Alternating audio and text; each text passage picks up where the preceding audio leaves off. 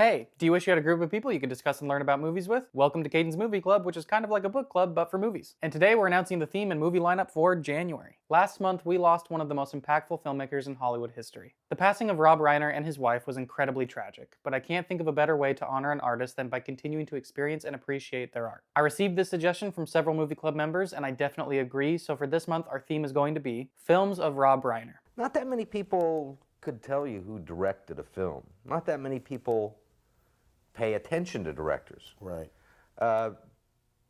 Do you miss the applause? Do you miss the recognition? No, because if I'm watching the film with an audience full of people and they're enjoying it and they're laughing or they're having feelings that I'm hoping to evoke, that to me is the payback. Rob Reiner worked on many movies over the course of his long career and was continuing that work right up until the end. He was a producer, a writer, an actor, and a director. We're going to be looking at some of the movies he directed, and I'm hoping that by the end of the month, we can get some kind of idea on what made Rob Reiner such a special storyteller. What is at the heart of his work? What was he trying to put into the world through his films? So our lineup will be Stand By Me, The Princess Bride, A Few Good Men, and When Harry Met Sally. Now I want to note really quick that in a month where we only have 4 movie picks, there were just too many to choose from. Rob Reiner has made a number of classics with incredible range in terms of genre and tone. I know I probably left out some that are people's favorites, so by all means, I encourage people to go and watch his other movies as well. And our first movie is Stand By Me, so let me give you a little intro. We talked into the night.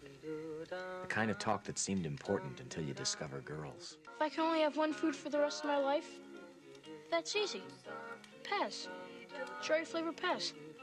No question about it. Plot-wise, the movie is a pretty simple coming-of-age story. It's adapted from a Stephen King novella, but there's no supernatural or really horrific elements to it. Set over the Labor Day weekend of 1959, 4 12-year-old boys take a journey to try and find the body of a missing boy. At first, the motivation behind this is a mix between morbid fascination and the hopes that they'll get some kind of recognition for being the ones to locate the body. But like I said, there's nothing supernatural or terrifying, and there's no big mystery to solve, which sounds like it would make the movie kind of boring, but I think it's actually the reason why it's stuck with people over the years. So the question is why? Why has this movie resonated with people and become a classic? I'll save the rest of the discussion for our breakdown on Sunday, but I'd love to hear what you think. So here's some questions to keep in mind while you watch. What do you think of when you hear that something is a coming-of-age story? What does that mean to you and why? What do you think is the foundation for the friendship of our 4 main characters? Does it remind you of any of your childhood friendships? The story is narrated by an adult version of the character Gordy. What do you think about his final lines at the end of the movie? I hope you're excited about the theme and lineup this month. I'd love to hear about how Rob Reiner's movies impacted you, or if this will be your first time watching any of them. And I'll see you back here on Sunday to talk about Stand By Me. And if you want to stay in the know about Movie Club, you know where to go. I have no idea ever. All the films I've made, I never know what's going to work, what's going to...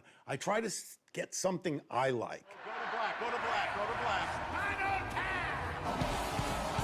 And if I like it, then I say, well, at least I like it. Hopefully somebody else is going to like it.